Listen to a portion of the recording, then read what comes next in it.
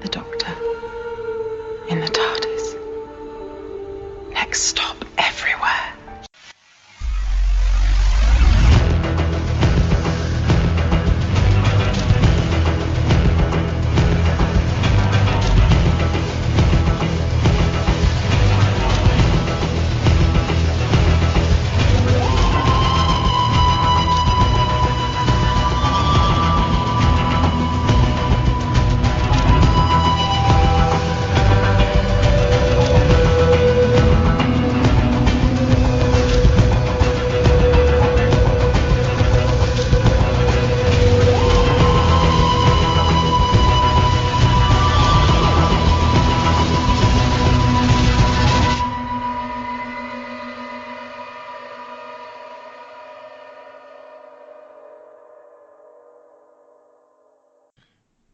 Hello, everyone. Welcome back to Next Stop Everywhere, the Doctor Who podcast. I'm Charles Skaggs behind my spiffy new microphone and ready to talk some Doctor Who, the New Year's special with none other than my favorite Whovian in the known universe and hopefully everybody else's favorite Whovian in the known universe, Jesse Jackson. Hi, Jesse. How are you? Hey, Charles. Happy New Year. Happy New Year. Happy 2019 for those of you celebrating in a linear fashion. Right. I hope you had a lovely holiday break and a great New Year's. I want to start out saying that for those of you going, hey, weren't y'all supposed to talk about the Christmas Carol? Yes. I have to raise my hand. I've raised my hand saying just real life came in. And when we were able to record it, I was like, Charles, I can do 30 minutes, and then I've got to get out. And Charles is like, hey, you and I can't spend 30 minutes just saying hello to each other. So, I had a bit of a hard time because obviously, I wanted to either talk to Jesse and Karen or Jesse or Karen, and I was coming up empty on both ends. Yeah. So I was struggling. I tried really hard to make this happen, guys, because I was really hoping to get something for Christmas. It didn't work out. Things sometimes didn't work out. But I want to thank everybody that wrote in some feedback on Christmas Carol. Mm-hmm. I've saved it. So hopefully at some point down the road, maybe we will talk about A Christmas Carol and we use your feedback. Yeah, I think we will. I don't know if we'll wait all the way to Christmas in July, but we will sometime because 2019 is a long year of no new Whovian material, if you count the actual system. I know there'll be comics and books and audio finish, but if you talk about the actual series, it's going to be a long time between episodes, so we will find things to talk about. Right, and obviously we are going to have to figure out how to plan this year without Who as we wait for 2020. We don't know if we're getting even a 2019 Christmas special or even a 2020 New Year's Day special at this point. So as a result, we're going to have to kind of figure out and maybe scale things a little bit back. Yes. And then that's one of the things we want to talk about a little bit later in the episode. So stay tuned. Don't panic. We'll still be around. But we're trying to figure out how to do this. So bear with us. Yes. Because obviously we're kind of a victim of the BBC schedule, just like you guys are. Yeah. And in the meantime, though, we are here to talk about the New Year's Day special resolution. Yes. And I will tell you, I was very unhappy not getting a Christmas special, but I thought this was a perfect way to end this current series and a perfect way to start the year. So this almost sounds like this almost was a better series finale than the actual Series 11 finale. Yeah, and I think they planned that. And, as much as I love the Christmas specials, I've been very vocal. I love on Christmas Day, because there's always that let down that you've opened all the presents, you've had the big meal, you've spent time with your family, and you're kind of sitting there, it's all over, and you get that, we have one more fun thing to do for Right. Christmas. There's always one last gift tucked Yes. way back behind the tree that you forgot about, Yeah. and we get to unwrap that present. So this year, instead, what we got was, okay, we've had the new year, you've sipped your champagne, you've done your post, you've done your toast, and oh my goodness, You're beating this metaphor right into the ground, aren't you? We have to go to work tomorrow, but there's one more shining light of happiness before we start. And I don't know about your work schedule, Charles, but my next official holiday is not till Memorial Day. We do Yes, not have anything that's mine as well. Now, good thing though for me, Yeah. I have about 37 personal time off days, PTO days, stockpiled. Okay, nice. So because I've been with my company almost 20 years in real life, Yes. so I've been stockpiling so I can take off and enjoy life a little bit. Good. Now and Now, then. what were your quick thoughts of the episode? Well, first before I get into that, I do Okay. want to kind of give everybody a heads up because I'm sure some of you guys are wondering, well, where's Karen? Yes, And good point. some of the best answer we can give is, well, she's at home, and unfortunately she's been having some health issues. And if you know anything about Karen, if you kind of follow her feed, or you follow Next Stop Everywhere or the Fandom Zone, and if you listen to us on the Fandom Zone, you know that Karen has some serious medical issues, and unfortunately they seem to be kind of gaining some traction, unfortunately, on her. Now, I don't want to go into her personal business. I'll let her talk about that. But obviously, she had originally planned to be here with us today, and unfortunately, this is another case where it didn't work out. And so, Karen, our thoughts are with you. I'm sure Jesse's are as well. Absolutely. And hopefully things improve, because we definitely miss having you on the podcast. And I'm sure all of you out there miss her as well, because she's become such a great part of the podcast. And I just want to give everybody a heads up. That's what's going on. It's not like she's been forced off the show or whatever, conspiracy theory you might want to come up with here. Nope, none of that. It's just that she has some health issues. Sometimes they win, and this is the case. So everybody, thanks for your patience with that. I just wanted to kind of address that elephant in the room. So now we can now that we've acknowledged that, let's get into our episode and try and have some fun as we start off our first episode of 2019. Yay. So here at episode 129, again, we're going to talk about Resolution, the 2019 New Year's Day special, written by Chris Chibnall, directed by Wayne Yip, who previously directed the Doctor Who episodes Empress of Mars and The Lie of the Land, and he's directed a bunch of cool things. He also directed an episodes of the Doctor Who spinoff Class. He also directed episodes of Preacher, which we've talked about on the Phantom Zone with Karen. And so I always refer to Wayne Yip as Wayne Yippee because of his name. And then he's also directed cool things like Into the Badlands, which is a very cool AMC television series that I dig personally because it's cool martial arts stuff. Yes.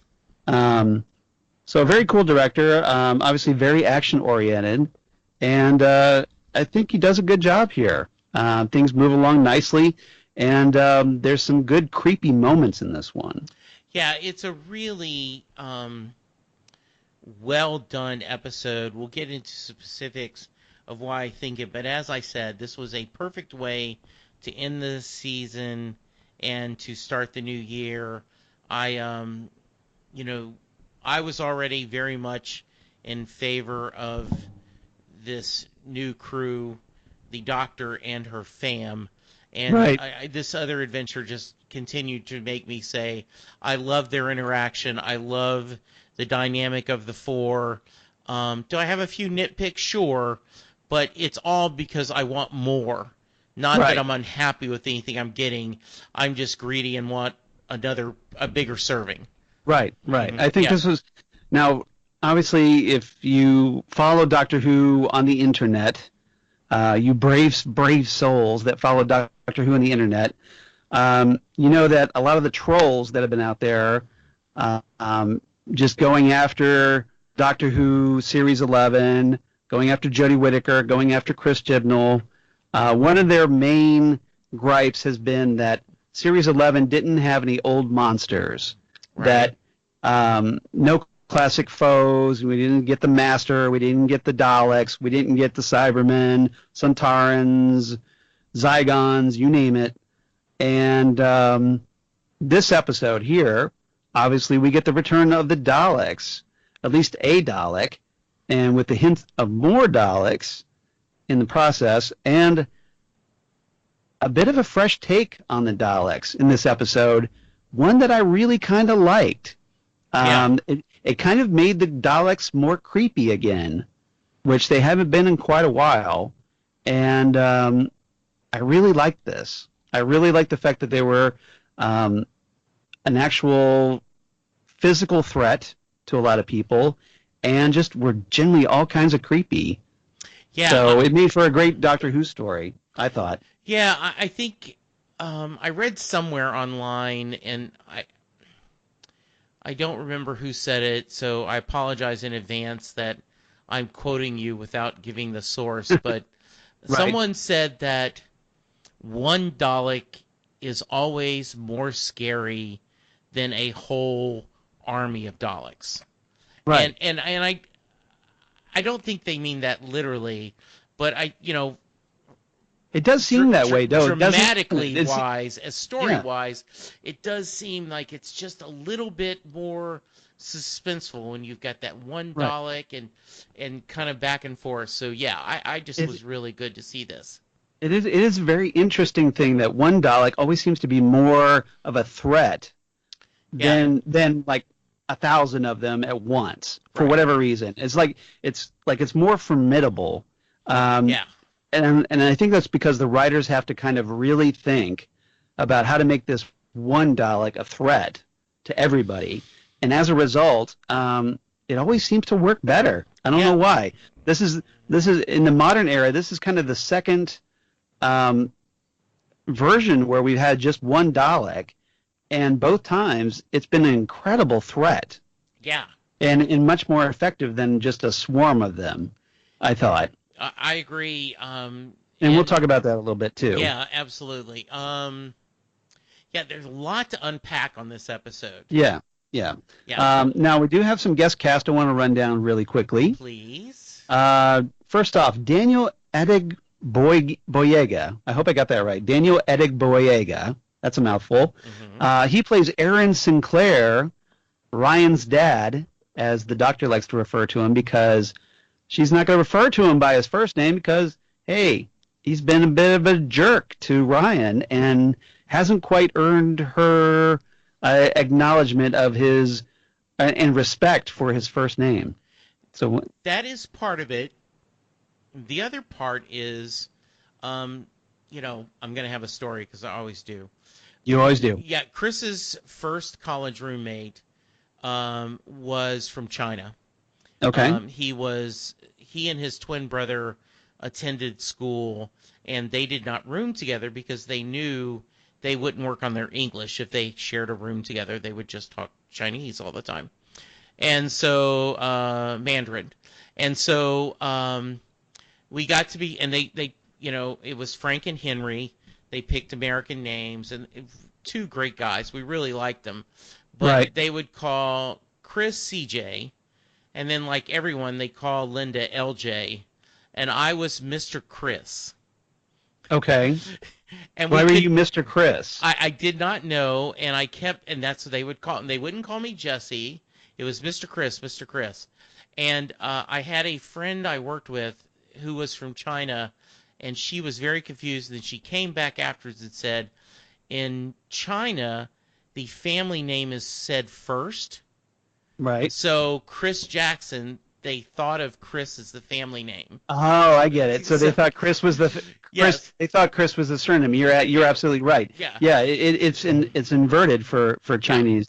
That in China what we would consider like our first name comes last. Right. In their culture and vice versa. Yeah. So because she said Yaz's mom. That makes perfect sense to me. Yeah. She goes Yaz's mom. And she loved Yaz's mom, but she said, like, you weren't very nice to Yaz's mom. Right. Good, well done for you, Yaz's mom. So I think that may just be a quirk of the Doctor. It could be, but there was so much shade coming from the Doctor, which another thing I want to talk about, because to kind of give it, well, first let me talk about Daniel Adegboyega before I get off on another tangent here, because I seem to be digressing a little bit, so I apologize. So Daniel Adegboyega was previously in a Torchwood episode, Miracle Day, The Categories of Life. Okay. So he was in the 4th series of Torchwood, the American version. And but it's kind of cool that he has that Torchwood background. And that was after Chris Chibnall had stopped being showrunner. Yeah. So I don't. Maybe just Chris Chibnall obviously kept watching Torchwood to find out what was going on and liked that guy. Yeah, one of my least favorite Torchwood season. Yes. Just because it was kind of all over the place that season. Swing and a miss. They were trying something different. Yes. Right. They tried to like broaden the scale, and it just didn't work as well. Yeah. He's also in the movie Skyfall, so we have another James Bond Doctor Who connection. Very much. Take a drink. Yep, exactly. And he's also in the movie Transformers: The Last Knight. Ah, okay. So that's where you may have spotted him before. We had Charlotte Ritchie, who played Lynn and did a really good job in this episode as Lynn. She was in the movie Harry Potter and the Goblet of Fire. Okay. And she was also in the series Call the Midwife. Okay. She was in some of the later, like seasons 4 through 6, I believe. Somewhere around there. My wife and I, we only watched the first few seasons, so didn't get a chance to see her on that show. But if you're a fan of that series called A Midwife, that's probably where you've seen her. Okay. Nikesh Patel played Mitch, and he was in the movie London Has Fallen. Nice. And he was also on Law and Order, the UK version. So Law and Order UK, he's been on that show. We get the return of Nicholas Briggs as the Dalek, which is a great. I love the fact that Nicholas Briggs is still doing the Dalek voice. He's pretty much defined the Dalek voice for the modern era, and here and on Big Finish, and it's just always great to hear him. And hopefully that won't change for a long, long time. Then we also had, lastly, I want to mention Laura Evelyn, or Laura Evelyn, depending on how you pronounce that. She played Call Center Polly. You know, that's her character name. That's how she's credited, as Call Center Polly. She was recently in the Black Mirror episode Bandersnatch, which is getting a lot of buzz lately. And she's going to be playing, at least voicing, an alien toad in Good Omens, the upcoming Amazon miniseries adaptation of the book by Neil Gaiman and Terry Pratchett, which I'm definitely looking forward to, which, of course, co-stars David Tennant, the 10th Doctor. Yes. So definitely cannot wait. Another reason for me to check out Good Omens, like I need another one, because I absolutely love that book. It's a fantastic book. I've never read that book. I need to. Do you suggest I read it before I watch the series? Okay. Yes. Okay. It's quite amusing at times. There's a lot of cool footnote stuff. Okay. That goes kind of things, refers to various pages and whatnot. Okay. Has a bit of a Douglas Adams vibe. Oh, which is always a good thing. Right, and but it's very well written, and it's very interesting, and it's kind of, you can kind of see Neil Gaiman's influences, Mhm. but you can also see Terry Pratchett's if you're a Good. fan of his work as well. Well, very nice. I love the previews, so thank you. Yeah, All right. highly recommended by Okay. me. Getting us back on track. Yes, Call Center Polly. Yeah. Truly a great, almost cameo, Yes. comedic break. Right. And I'm going to stop right now. You want A to just lot of people they thought that was a political thing. right. And I did not take it as a political thing at all. I just thought it was just funny. The Yeah. idea that, okay, they've because of Brexit, Right. and people are not funding, so It's just they kind don't have of it there. using something current that's going on and using it for comedic effect. Yes, It's a joke, exactly. but apparently we're not allowed to laugh at stuff like that. Apparently that for all the criticisms of people being snowflakes, well, apparently the snowflakes are the ones that kind of get their shorts in a bunch, their Mhm. undies in a twist over something a very innocent little Brexit gag. Yeah, exactly. So yeah, just kind of lighten up, guys, a little bit. I do agree. We need to get Kate Stewart back. Yes. Yes, I mean that she's too great of a character for her not to be. If you're going to be on. upset over something, how about being just upset that, okay, unit wasn't there and apparently it's been disbanded? Yeah, Focus more on that than like, okay, the Brexit thing. right. Yeah, that would be my recommendation. Absolutely. But apparently everybody's got something to gripe about these days. Mhm. I don't know. All right. And apparently we're griping about the griping. So go figure. Okay, right. All right. So, we're no different. All right. So with that in mind, let's dive into our main topics if you're ready. I am ready. All right. First topic I want to talk about is Resurrection of the Dalek. And this is obviously the Dalek that we get in this episode. And I want to talk about the Doctor, the 13th Doctor, because this is the 13th Doctor's first encounter with a Dalek. And always interesting to see how the new Doctor reacts to the Daleks, especially in the modern era because of the lingering resentment from the Time War. And I want to get your thoughts on that, Jesse. So got any thoughts about the 13th Doctor's first run-in with a Dalek? Well, you very much had predicted that it was going to be the Daleks. I don't think they did a super top secret No. trying to hide it from us.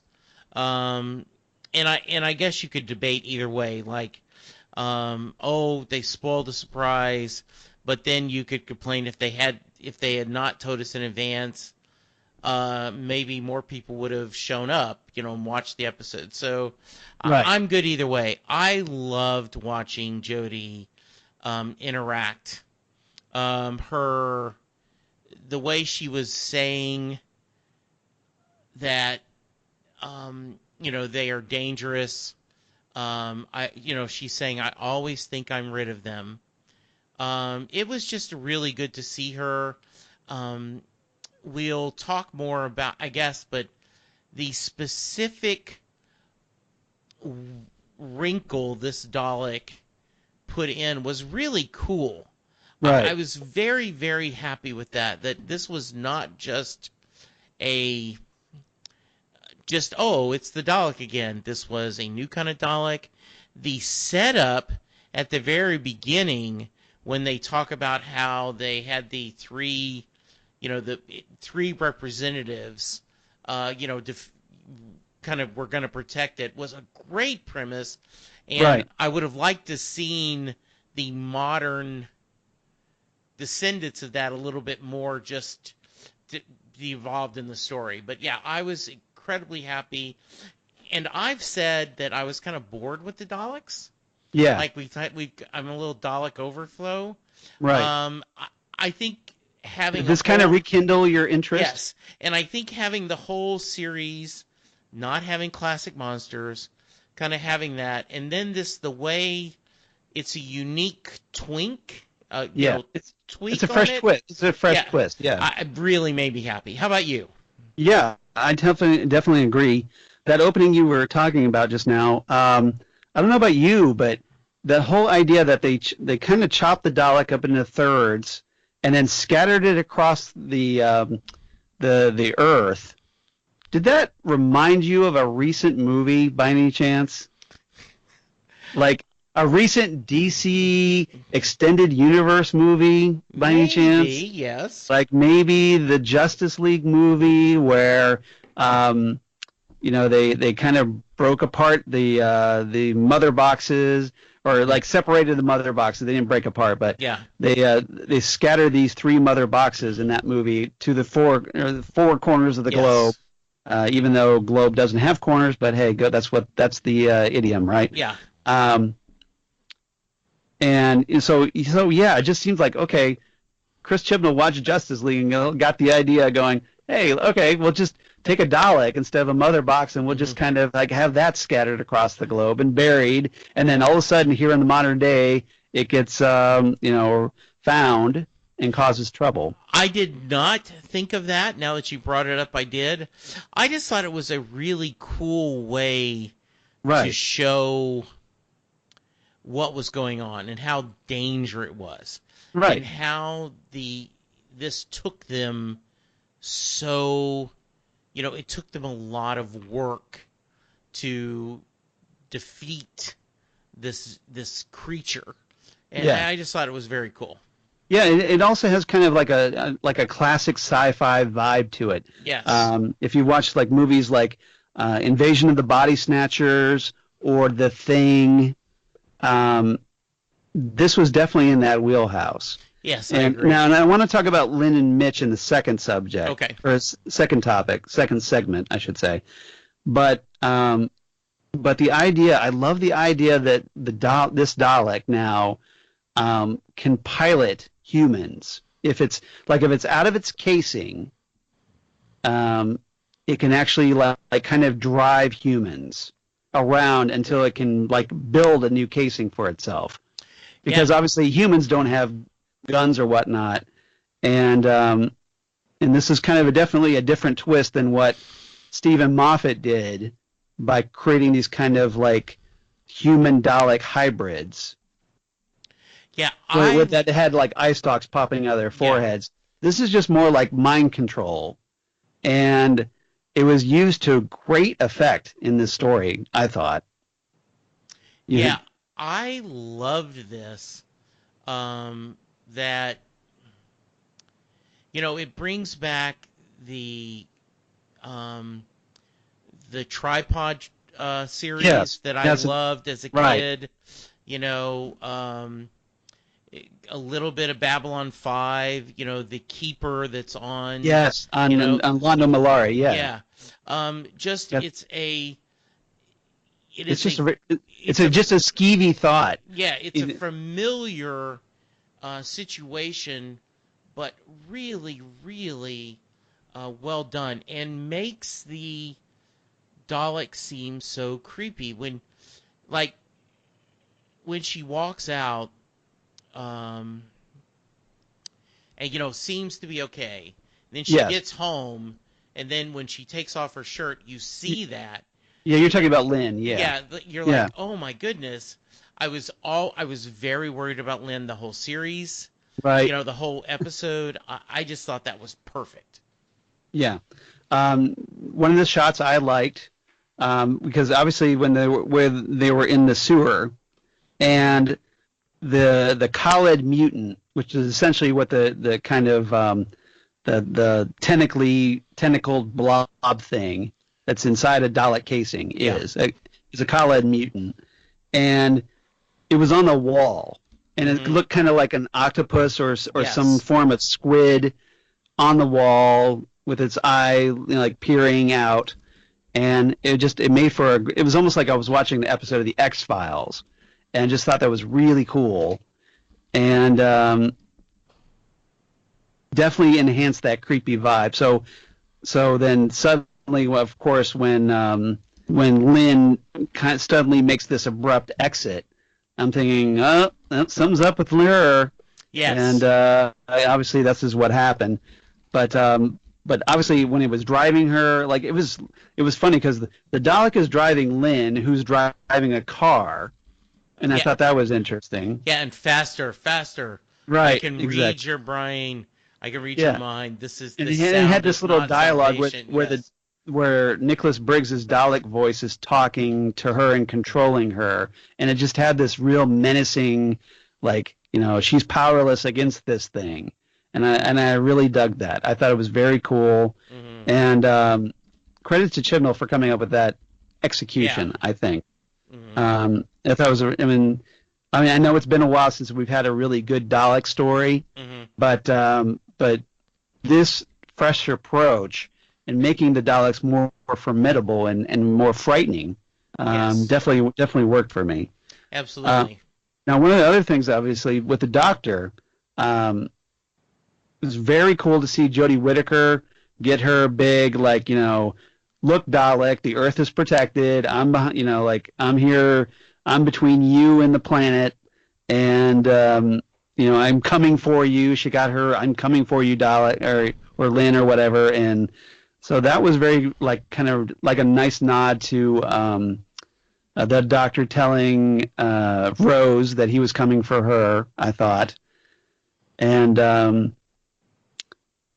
really like that. I like seeing Jodie Whittaker.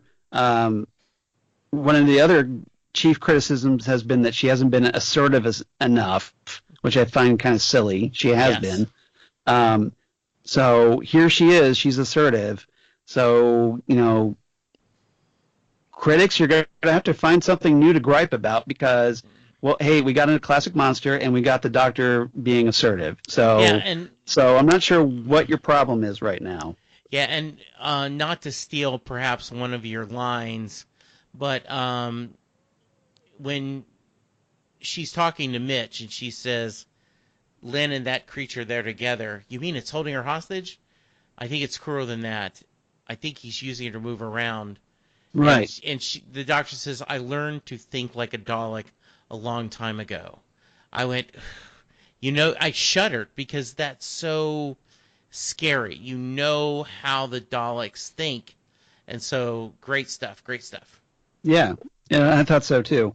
And now earlier in the episode, the Doctor also was had this great moment where she's showing her fam all these. They've been basically going around to all these different New Years throughout time and space. Yes. And they have I guess Graham's favorite was Mesopotamia, the modern day Iraq. Yes. Which the Doctor refers to as the original. Right. And Ryan's favorite was Sydney 2000, which I kind of remember because they had this fantastic fireworks display. And they watched the fireworks from the Harbor Bridge. And then Yaz's favorite was in 1801, where apparently they discovered a dwarf planet with Giuseppe Piazzi. Yes. And so that was cool. And I guess the Doctor was trying to make it an even 20 when things go horribly awry. Yeah. And kind of like get called to Earth a little bit to deal with this threat. Yes. But it was just a great moment. Like, hey, it's not always horrible traveling with the Doctor, and I always kind of like to see that. It's like otherwise you keep wondering why are these people constantly traveling with the Doctor? You know, if they're fighting all these alien menaces and whatnot, it would be kind of suicidal practically to go travel with the Doctor. Yeah. But so you have to show these good moments every so often to remind people, like, hey, it's a good idea to travel with the Doctor. You get to see all this cool stuff. Yeah, and you also know there was that great point where Graham, they left me, and he's like, no, hey, you come get me, you know, and I think they are addicted to the excitement. Right. The fun stuff, and I also think they like doing good. You know, they want to make life better, and so I think that's amazing. Yeah, that's good, and I like to see that. Yes. Let's move on to topic number 2. Okay.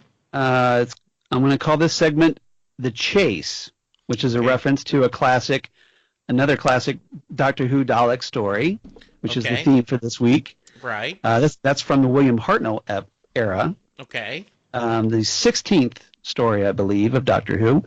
And here I want to talk about Lynn and Mitch. Yes. Because Lynn and Mitch were introduced to these characters, and there are essentially two young archaeologists who are in a Sheffield sewer to work on this potentially significant find.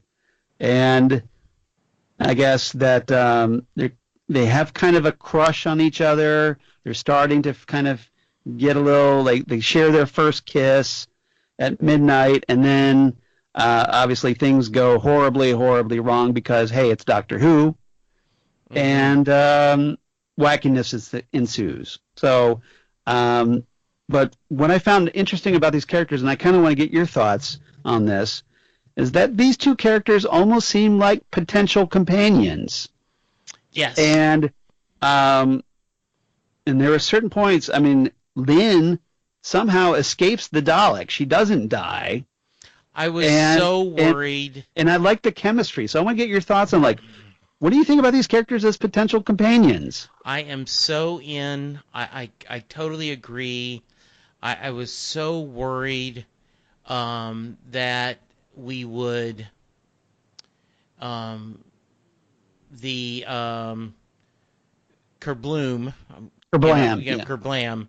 We lost a great character, and I was really worried that this was going to happen again, that we were going to lose someone really likable. Both of them, I was worried, and I was so happy that we didn't. I loved the sweetness of them working, and then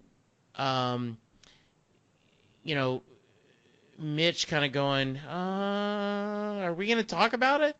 Talk about what? Well, the kiss. And that was just a Happy New Year mate kiss, right? And Lynn going, did it feel like? And they both, this little dance of they both didn't want to admit that they had feelings for each other. Right. So I thought that was really sweet, really fun to see. It made you love the characters tons. And yes, I totally. Now, we don't need 6 people in the TARDIS. No, we don't. But, no, we don't. I mean, the TARDIS is already crowded enough. Yes. But if I had a chance to see them, I would love to see them again. I think it would be interesting if, like, maybe for whatever reason they want to kind of, like, write these characters in for a story arc, and then while the others are off doing something else, or what have you. But yeah, it almost seemed like, that they worked very well. It's almost like they were kind of like auditioning these characters. It felt like that to me. Like, we'll see if these characters work, and maybe we'll see more of them. Because to me, it seemed like Chris Chibnall tried really hard to develop these characters. He gave them, more than just their standard, like, okay, we're going to introduce these characters, and then one's going to die, or both are going to die. And they're not going to make much of an impact. But these characters, they actually get more to do than Yaz does in this episode. Which is... So again, Chris Chibnall kind of underwrites Yaz here. Yeah, and at the expense of these new characters. And when I talked about that, they're nitpicking the season. Yes, I want Yaz to have more to do. I don't think it's anything sinister. Right. I just think it's they love having all 4 people in the TARDIS, and they're trying to figure out stories, and so I don't think they mean anything bad about it. It just seems interesting that Yaz is the companion that's the most overlooked here. Yes. Yeah, I agree. Yeah. But as far as Mitch and Lynn, I thought that especially Charlotte Ritchie, who plays Lynn, I thought she did a fantastic job as being controlled by the Dalek. Yes. But also being her normal self. And I I thought she did fantastic. I don't know what other words to express this, because it's such a tough role, and she had to obviously have some range that she was able to pull this off. And and she comes off very creepy as the Dalek-controlled version of herself at times. Yes, it looked perfect. Yeah. So yeah, that's great. Yeah, it did. But obviously, eventually, they do survive, and I guess they kind of go off and are left to figure things out. So I don't know if we'll see them again, but these are characters that at least fall into the category now of the companions who never were. Yeah, and I also we got some really nice moments of interaction. The Doctor had a couple of moments with both of them that I really liked. I mean, both her interacting with Lynn, interacting with Mitch when she's really busy and he walks into the TARDIS. Right. So, yeah, great stuff. Yeah, of course we get to, again, the whole, it's bigger on the inside reaction from Mitch as he walks in, and also from Aaron, which we'll talk about here in a minute. Yes. So, anything else about Lynn and Mitch before we move on? Nope, just I really loved them. I agree with you. It would be great to see them again. Yeah.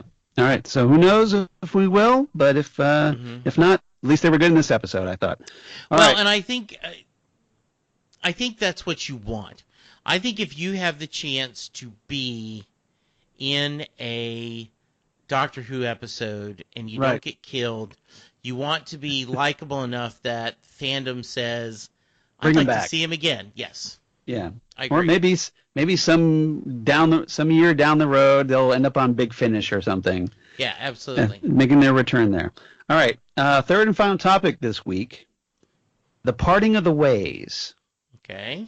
And this I want to talk about is Ryan, Aaron, and Graham, because we get introduced at long last to Aaron Sinclair, Ryan's dad, and who naturally, understandably, gets a very cold reception from Ryan and Graham, and gets some major shade thrown from the Doctor in this story. Yeah. Who is not very happy with him at all, and lets him know that on no uncertain terms. So I want to get your thoughts on that. And Ryan and Aaron obviously patched things up. So I want to get your thoughts on how that progressed and where you kind of see Ryan and Aaron and Graham moving forward. So I was really, really happy with this.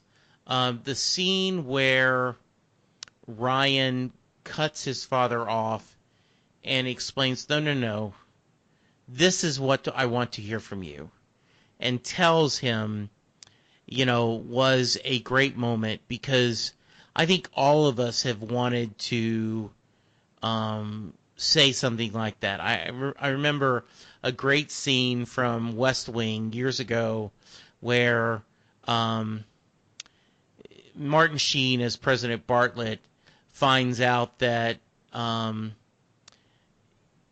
of the people he's talking to was wrong and he was right.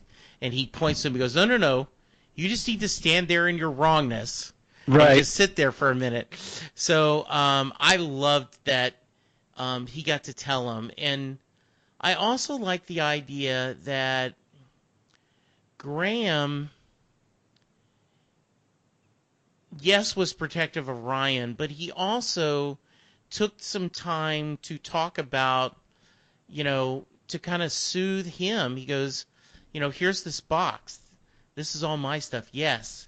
And shares that great line from Grace saying that, I know that, she said to me once, if anyone ever asks about me after I'm gone, you tell them I was lucky. Tell them I gave someone life, I watched him grow, and I was proud.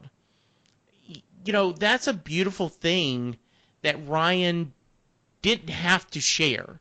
Right. But he did. And so, once again, I just love Ryan. He's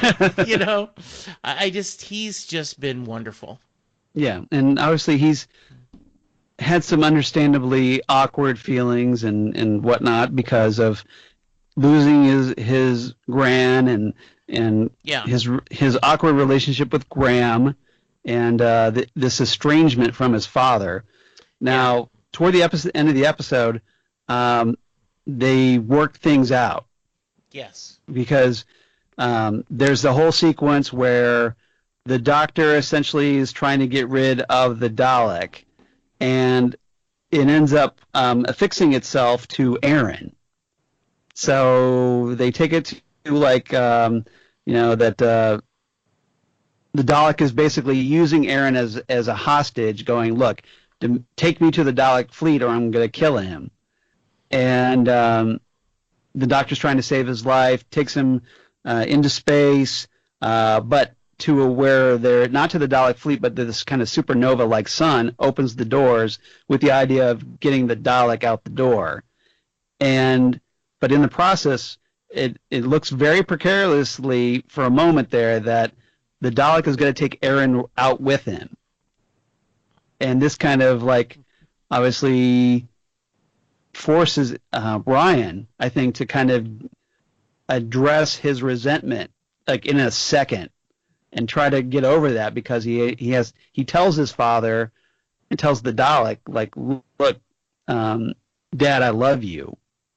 Yeah. And tries to use that as a something for Aaron to help overcome the Dalek's control. And so, what did you think of that moment? It was very, very well done.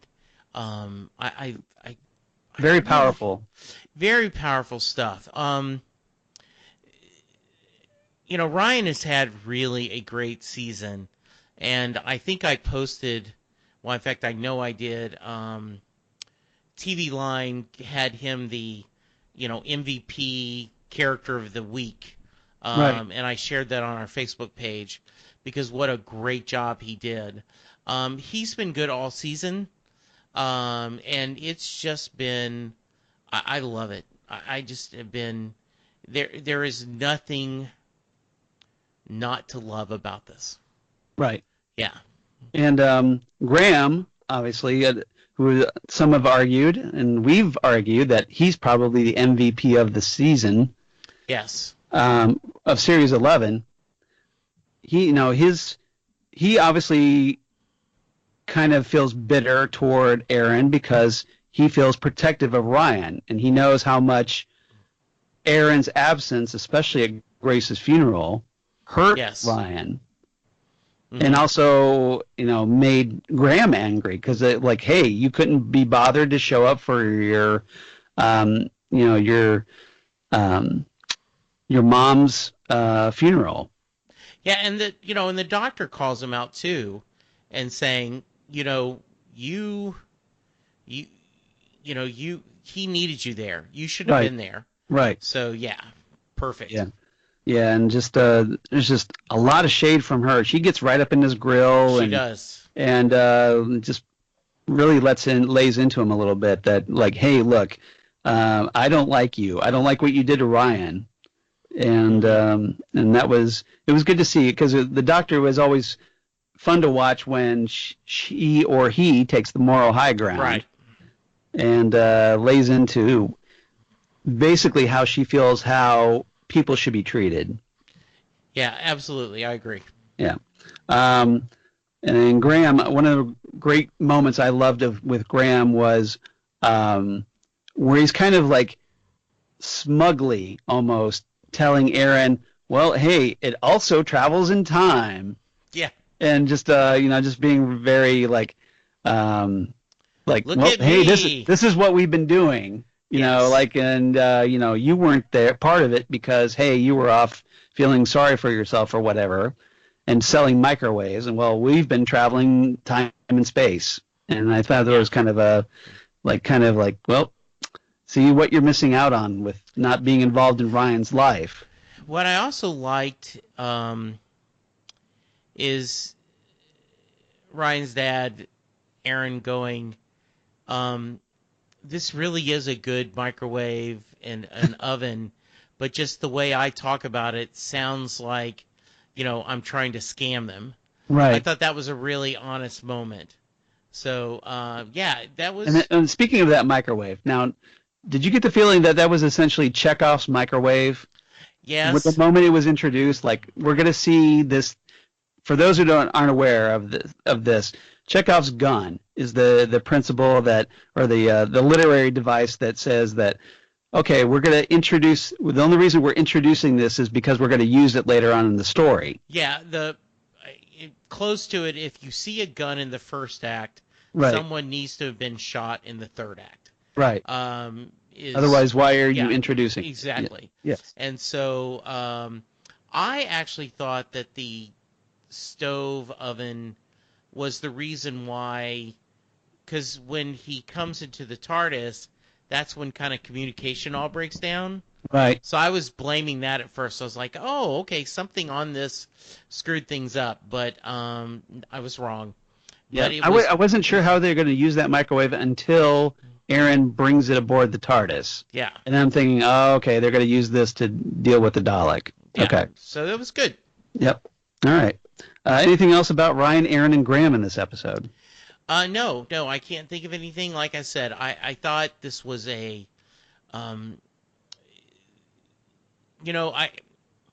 for people complaining, Yaz doesn't have enough to do, and that's a reason why they hate the new series.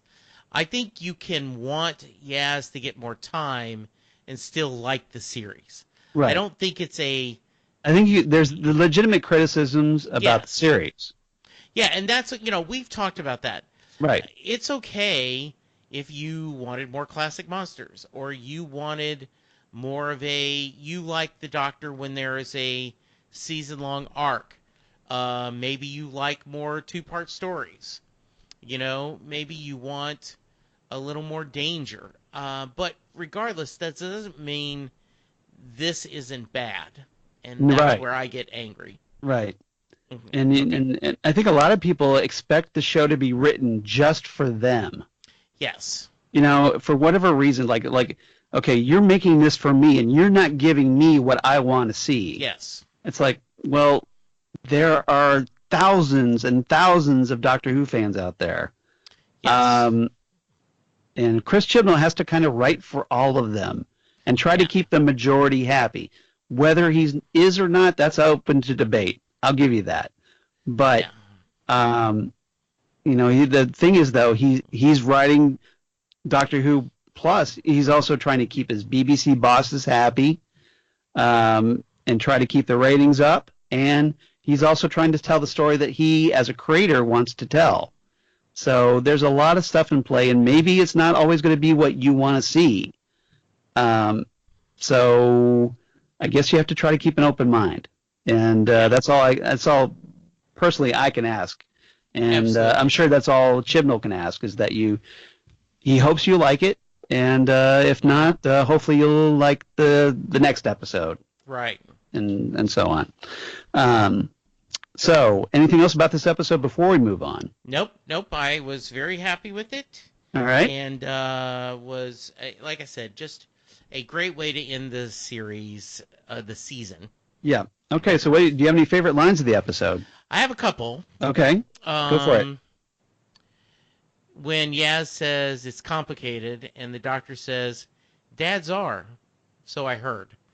I don't know what that meant, because it's implying she doesn't have a dad, but she should. And then, obviously... It was a very enigmatic comment, wasn't it? Yeah, because we know she has a granddaughter, that would seem to imply you were a dad somehow. Right. Yes. So I just like that line. Yeah. At some point, the Doctor had to have been a dad at some point. Yeah. I like this early exchange between the Doctor and the Dalek, where the Doctor says, "So that's what you've been doing, reconstructing yourself from memory and remnants and spare parts?" And the Dalek replies, "I am rebuilt." And the Doctor counters, "What do you call this look? Junkyard chic?" Yes, I thought that was a great line. By the way... I'm waiting for Funko to come out with my Junkyard Chic Dalek Funko figure. I loved how the Dalek looked. I thought that was a nice, and and they're setting this up. This is a Right. one-off, but it was really cool. Yeah, it was. Uh, It was obviously constructed with what materials that were around, so it's not going to look like a traditional Dalek. Absolutely. And but I thought it was interesting. So Yeah. The Doctor saying the internal dimensions are bigger than the box's external dimensions. No biggie. And then, no, it's a biggie. I love that. It's a nice way to do a take on it's bigger on the inside. Yes. So I like that a lot. Yeah, that's quite of a challenge with a show that's 55 years old. Exactly. You Yes. keep trying to come up with something fresh. Yeah. I like the Doctor to the Dalek where she says, "Here's a New Year's message for you to send. Earth is protected by me and my mates, this year and every other." Yeah. The other thing that was a funny line, another thing, someone says the Doctor's not funny, and I think the Doctor is funny. Yeah. This Doctor. Where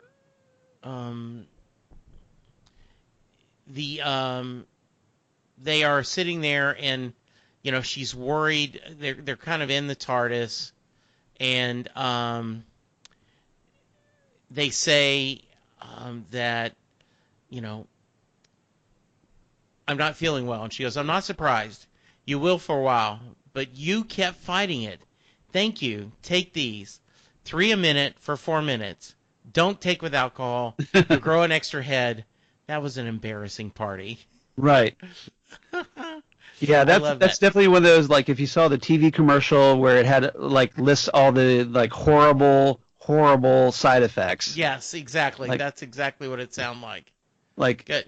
may cause cancer or a second head. Yes.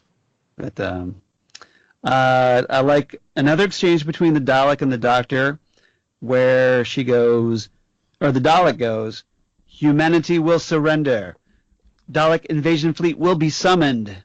Total conquest of Earth predicted in 9,376 rels." And the Doctor runs outside to try to track down the Dalek and goes, "Now I must remember, how long's a rel?"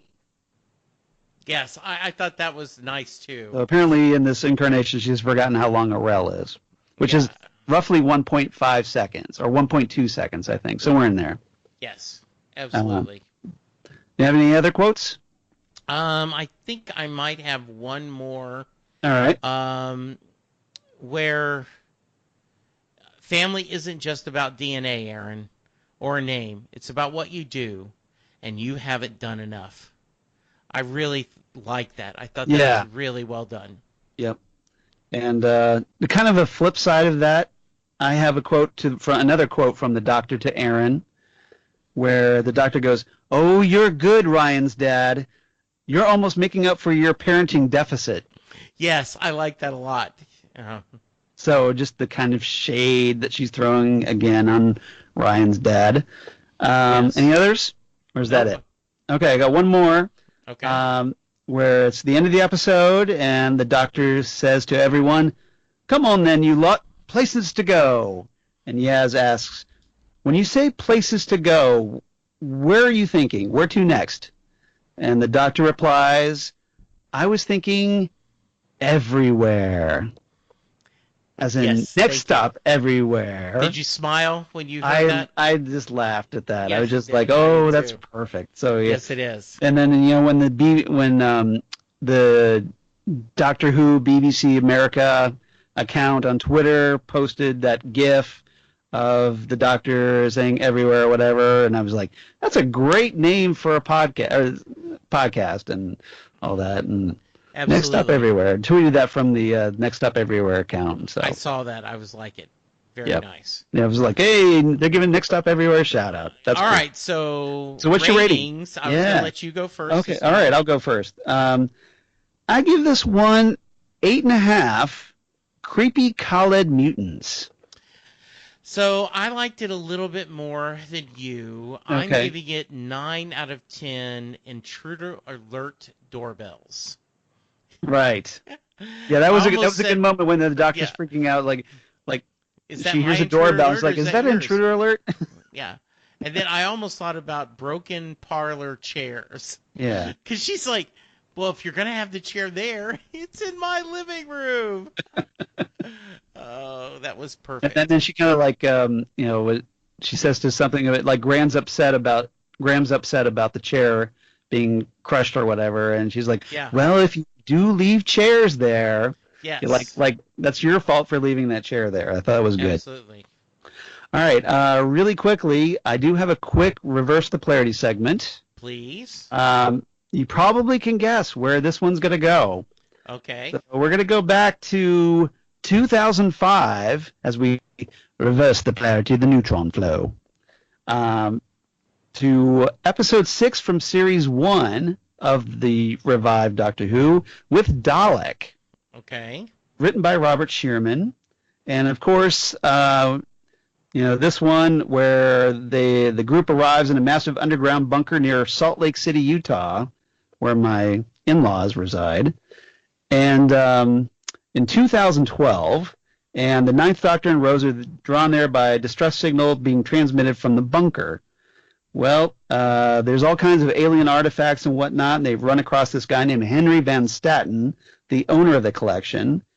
And turns out Van Staten has what he calls a Metaltron, but it turns out to be actually a Dalek. And now, if you remember, this was after the Time War, where the Doctor, as far as he's concerned, the Daleks have been wiped from existence. They're no more. And they're not going to threaten the universe again.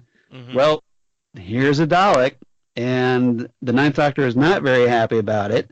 But it's chained down. Not much of a threat until Rose Tyler, that pesky human companion, touches it and then kind of like lets it absorb her DNA, which kind of gives the Dalek the ability to kind of regenerate itself, and it breaks free from its bonds, of course, because you knew it wasn't going to stay under this chains forever, and it goes around killing people left and right. And the first time we get to see the Dalek fly in the modern era, although we had seen it fly in Remembrance of the Daleks in 88, but levitate at least. Now, obviously, the Dalek gets confronted.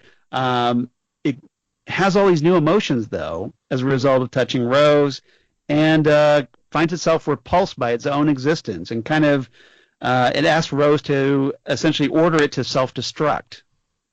And that's essentially what happens. She reluctantly agrees, and the Dalek explodes, or implodes, really.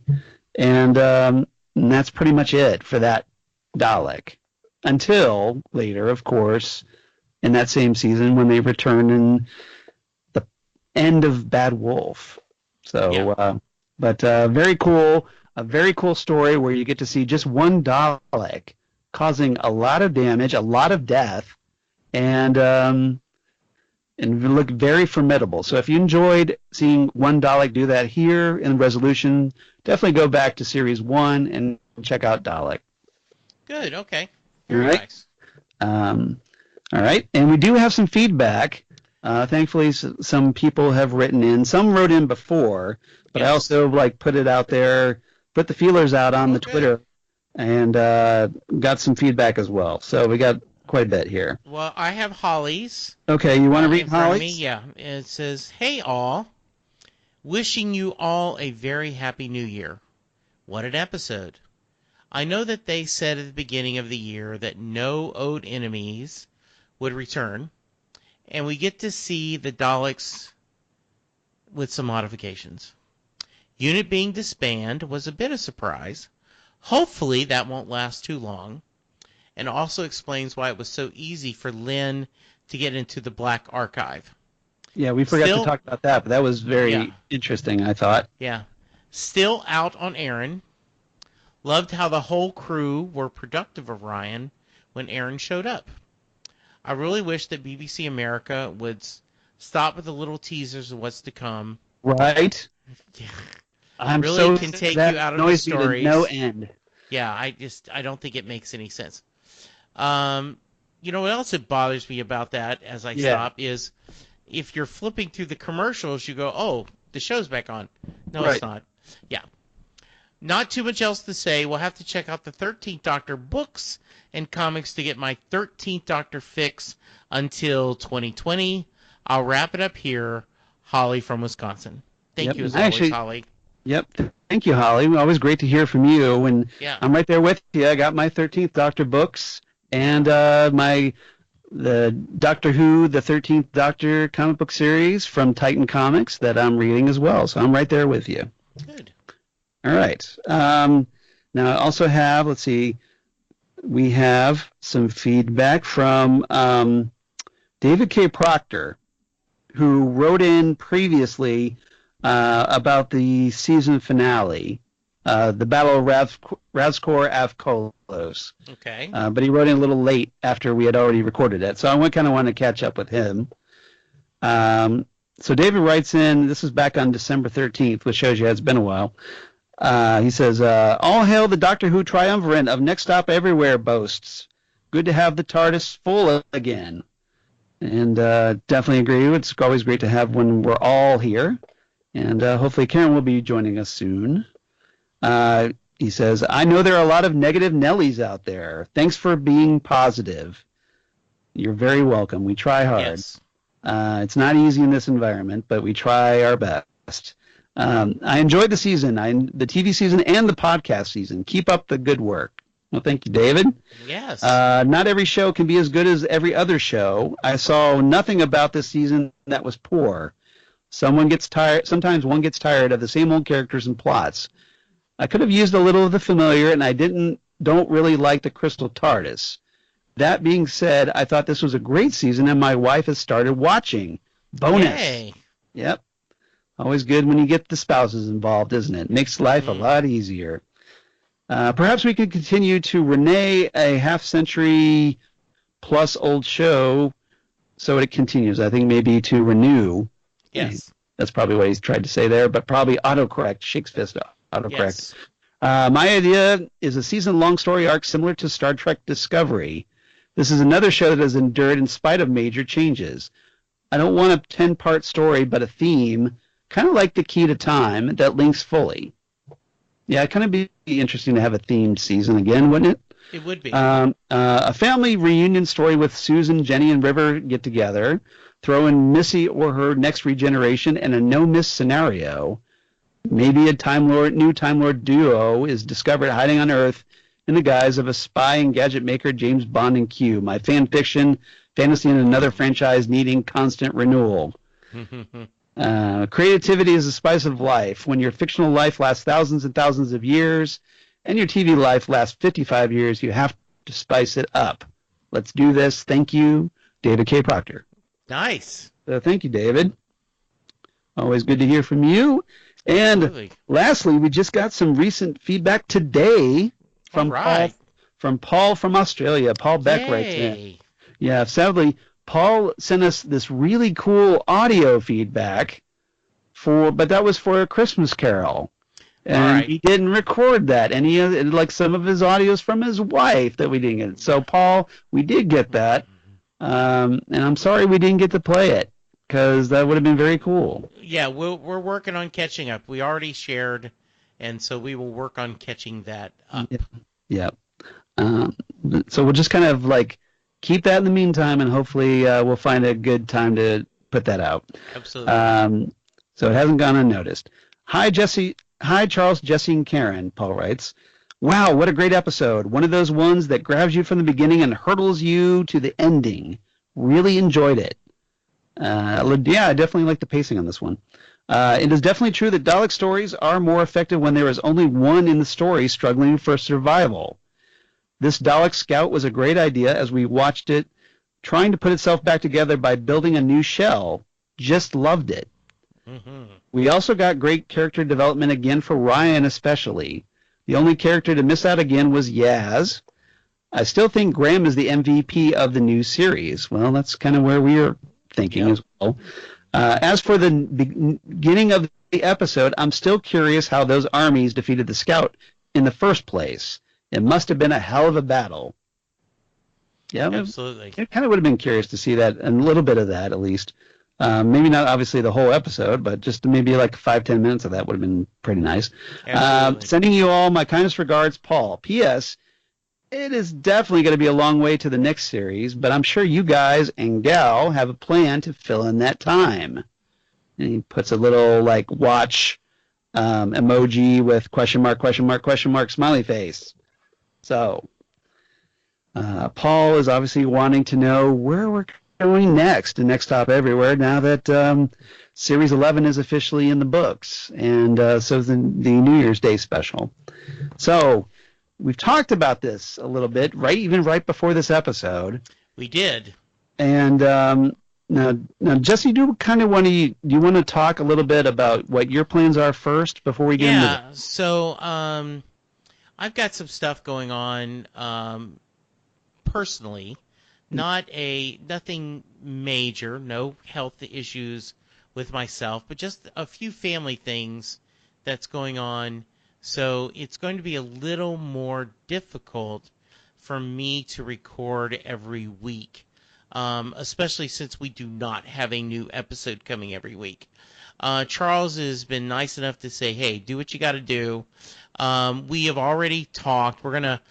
My plan is to sit down with Charles at least once a month to kind of visit, talk about it, pick up an episode, and then and at least for the next couple of months, and then we'll reach the point where, okay, things are a little back to normal, and we can get back to our normal every other week recording during the off season.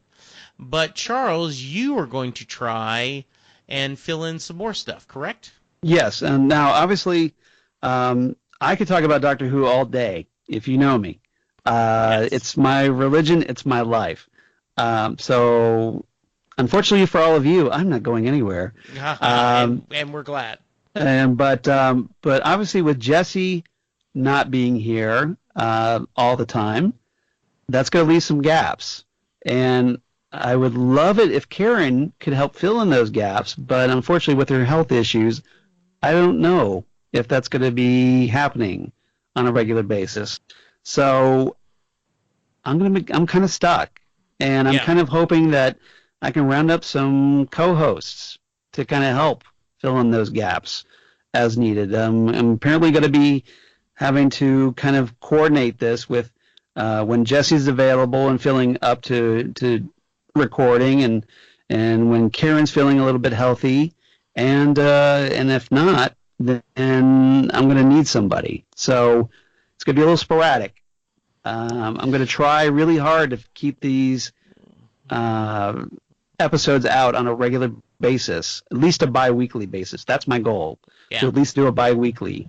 So if you've ever wanted to talk Doctor Who, right, now is the time to reach out to Charles and say, hey, Charles, I know I have big shoes to fill, but I want to try. So if they want to do that, how could they, Charles? Well, obviously, if you want to get a hold of us, you could drop us a line right here at Next Stop Everywhere, smg@gmail.com. That's Next Stop Everywhere, smg@gmail.com. Or you can reach us on the Twitter machine at Next Stop SMG. You can always, instant message me there. Or you can reach me. I'll give my own personal information in a bit. And then also Facebook, you can reach us there at, Next Stop Everywhere, the Doctor Who podcast.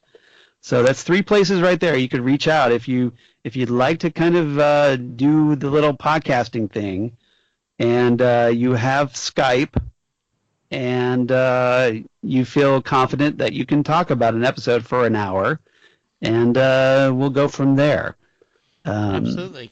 Putting it out there, and obviously if there's any of our previous podcasting semi-companions been on the show before that like to return, definitely open to that, obviously. Mm-hmm. But in the meantime, I'm kind of keeping it open at the moment, at least until we figure out what's the schedule for everybody, and get things hopefully on some sort of regular basis again. I appreciate you guys being patient with us. Obviously, Jesse needs his break. He's got some responsibilities he's going to focus on. Right. And that's, obviously our thoughts are with him and his wife. Yeah. And, we're going to let you kind of dial things back so you can concentrate on that and not have to worry about doing little Sunday night podcast with yours truly. Absolutely. But like I said, we're still going to work on it. And I am hoping that we can find some step up some volunteers to reach out and kind of say, hey, I want to share so we can keep this going. Yep. Now, just to kind of let everybody know that we're not completely dropping the ball. Yes. Jesse and I have talked about that we're going to pencil in January 27th, 2019 to discuss Genesis of the Daleks. That's a very important episode from the Tom Baker era. It's his fourth story as the Doctor, the fourth Doctor, and it's a big one because we finally get the origin story of the Daleks. And if you've seen this one recently, especially with the release of that first season, season 12 of the original series on Blu-ray, it's very cool, and it's 6 episodes long, so it's kind of like 2 hours 15 minutes combined. So it's almost like watching a movie.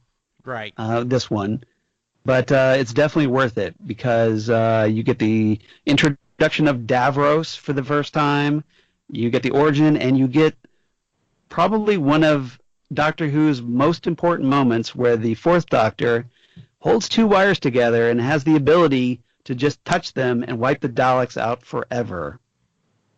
Does he do it? Well, if you watch the episode, you know what happens. But if you haven't, you're in for a treat. And I don't want to spoil that here.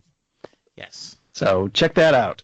So Good. Yeah, so down the road, like here in a few weeks, we're going to talk about Genesis of the Daleks. Now, whether we get to talk about something else before that, we'll see. Yeah. Fingers crossed. Right. And if you could help us out, you're more than willing to. So, everybody, thank you again for being patient with us in this very tumultuous time in the TARDIS. But hopefully we'll get it worked out. Absolutely. So in the meantime, yes, if you want to reach me to share, I can be reached at Jesse Jackson DFW on Twitter. I am on Facebook at Jesse Jackson in Louisville, Texas. As we mentioned, we have Next Stop Everywhere, the Facebook page that we would love for you to go to like, and iTunes or wherever you listen to us, your podcast. If you could go to rate and review us, it would greatly help. Helps people find us, yes. It does help people find us. And I'm going to steal this from another podcast. Yeah. There's another podcast I listen to, and at the end of the podcast, he says, find one person who you know likes Doctor Who or likes science fiction and say, hey, have you listened to Next Stop Everywhere, the Doctor Who podcast? And he says, just share it with one person. See if they like it. So we're going to try that. Yeah. Just, we'd love for you to tell the world, but it would be nice for you to go to one person and go, hey, Charles and Jesse are fun to listen to. You should check it out. Yeah. Charles, if they want to hear from you and check out some of your other fine work, where can they go? Well, I don't know how fine my work is, but you can it's find very it. fine, my friend. All right. So you can, of course, find me on the Twitter machine at Charles Skaggs, where I live tweet all kinds of shows, including Doctor Who when it's on, or Instagram at Charles Skaggs. You can reach me there, or Facebook at Charles Skaggs in Hilliard, Ohio, where I'd love to hear from you there as well. And you can also let me know there, in addition to our Next Stop Everywhere accounts, where if you want to get a hold of me and try to coordinate, if you decide that, hey, I'd like to try this podcasting thing, and give it a whirl. Otherwise, you can reach me or check out my Bloggy Geek things at, don't jump the gun here, sound effect. All right, so if you want to reach my blog of geeky things, you can reach that at, come on. Damn good coffee. And hot. Damn Good Coffee and Hot, where I talk about all the stuff we talk about here on Next Stop Everywhere, including Doctor Who, Torchwood, Sarah Jane Adventures. All that's up in the air and ready to talk about. Otherwise, all kinds of comic book sci-fi news. I recently posted my review of Aquaman, if you want to check that out, if you're a fan of that movie.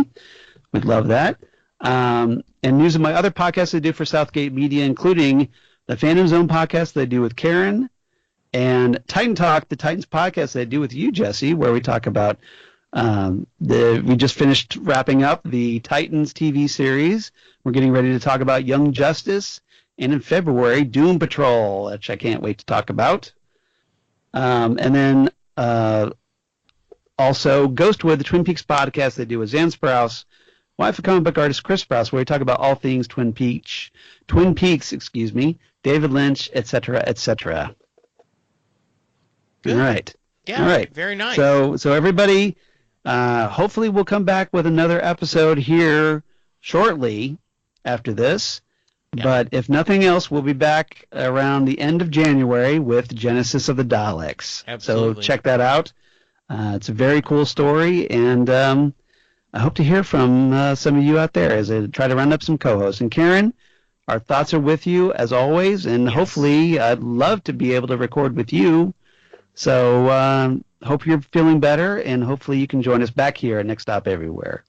Absolutely. Everybody, thanks for listening. Hey. Oh, yes, wait. Do we have a quote from Jesse? We do have a quote. We're going to go back to the beginning of this series. Yeah. And as we go through a new year, many of us pick goals, resolutions.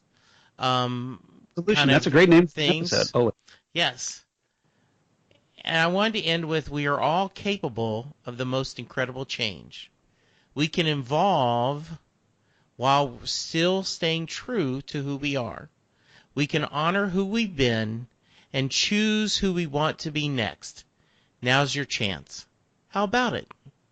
Ooh, nice segue. Very nice. Very nice send-off. Thank you. All right, so thanks again for listening, everybody, and we will see you next time right here for episode 130 of Next Stop Everywhere, the Doctor Who podcast. Bye, everybody. Bye.